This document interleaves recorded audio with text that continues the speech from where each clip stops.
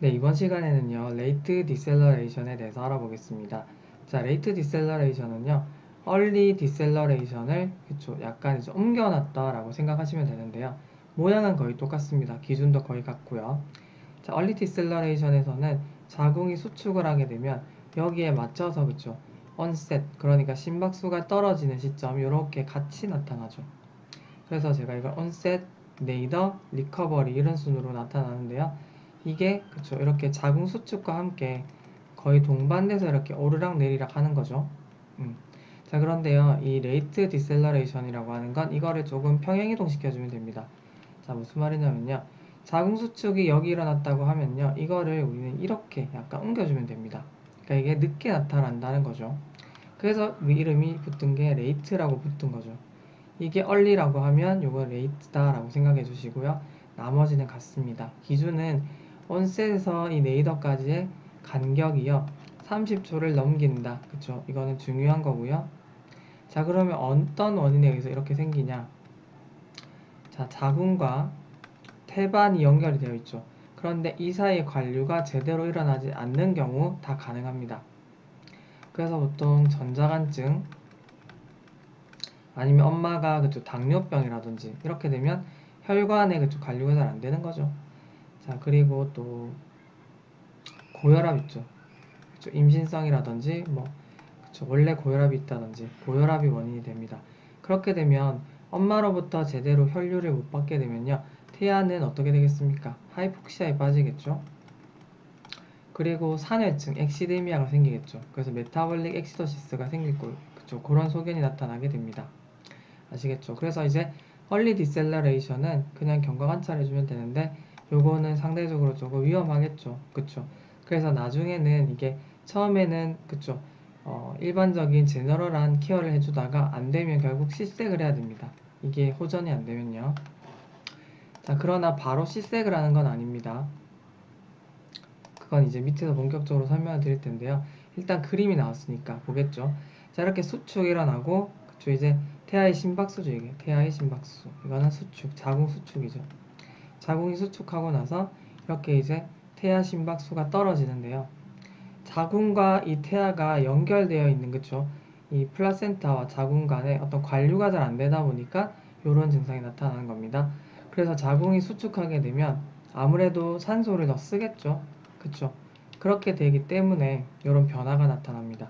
그래서 일단은요, 이렇게 자궁에서 태반으로의 혈류가 잘 안 가고 교환이 잘 안 된 상태이기 때문에 우리가 만약에 분만 중이다. 그래서 이제 옥시토신을 주입하고 있는데 이런 양상이 나타나고 있다.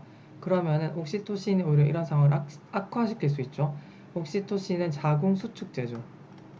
자궁 수축제인데 이거를 수축하게 되면 태아로의 그쵸, 산소 공급이 당연히 더 잘 안 되겠죠.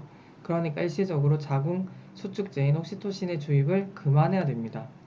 그리고 어떻게든 혈류를 잘 가게 해주기 위해서 레프트 데쿠비투스 있죠. 옆으로 눕는 거.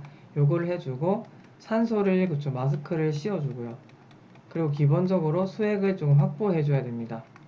자, 이런 이제 1년에 처치를 해도 만약에 이게 호전이 안 된다 하면 결국에는 그쵸 아이가 위험할 수 있기 때문에 하이폭시아에 계속 빠지면 안 되겠죠. 그래서 시색을 해야 됩니다. 제왕절개를 해야 된다라는 소리죠.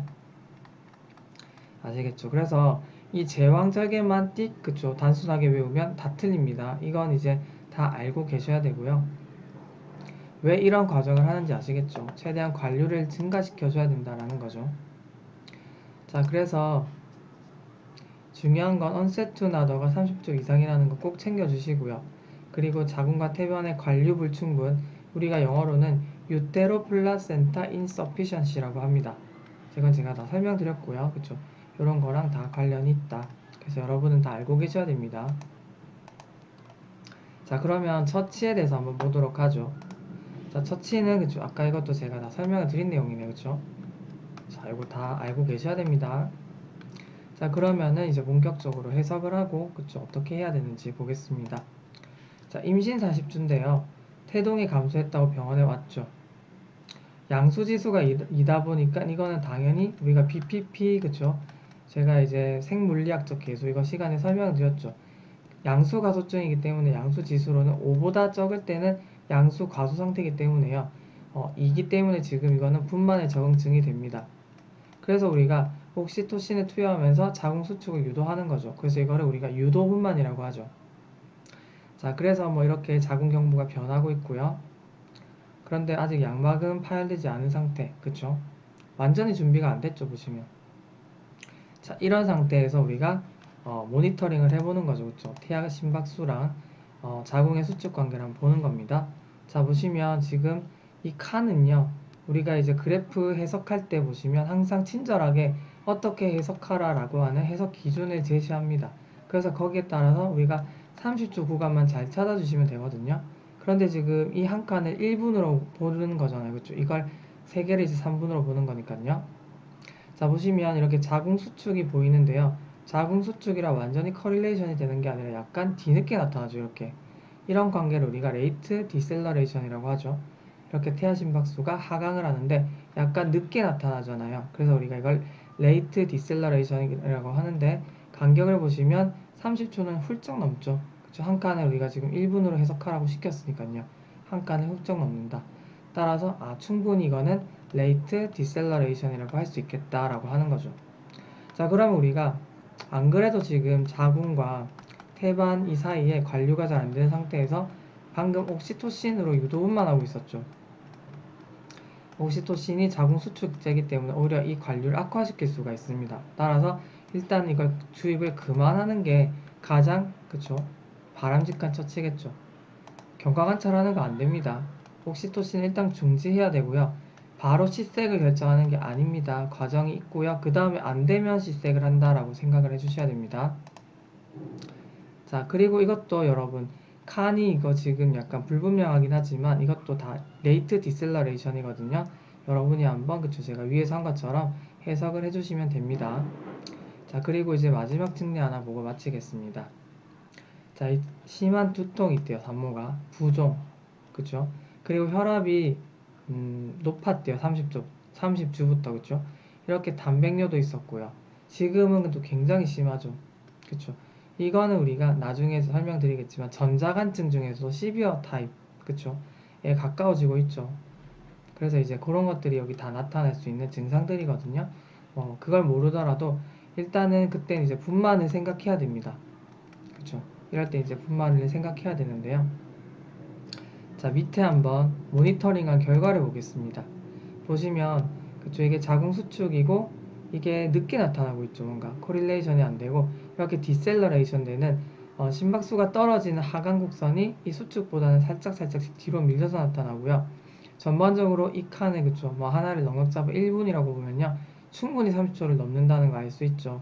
그래서 이거는 언셋 투 네이더를 보더라도 충분히 이거는 레이트 디셀러레이션이구나 아시겠죠?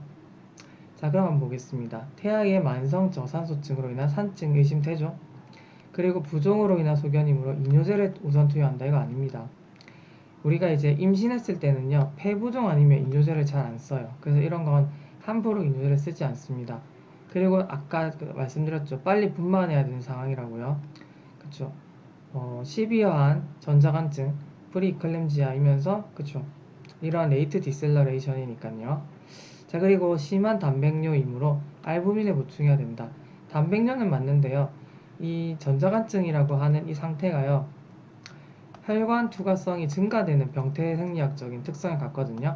그래서 이렇게 혈관 투과성이 증가돼서 알부민이 송송 다 빠지고 있는 상태인데 굳이 알부민을 보충하는 게 효과가 있을까요? 그렇죠? 굳이. 그래서 일단은 답은 다로 생각해 주시면 되는 겁니다. 자, 그래서 이것도 다시 한번 꼼꼼하게 보시고요. 자, 이렇게 레이트 디셀러레이션에 대해서 알아봤습니다.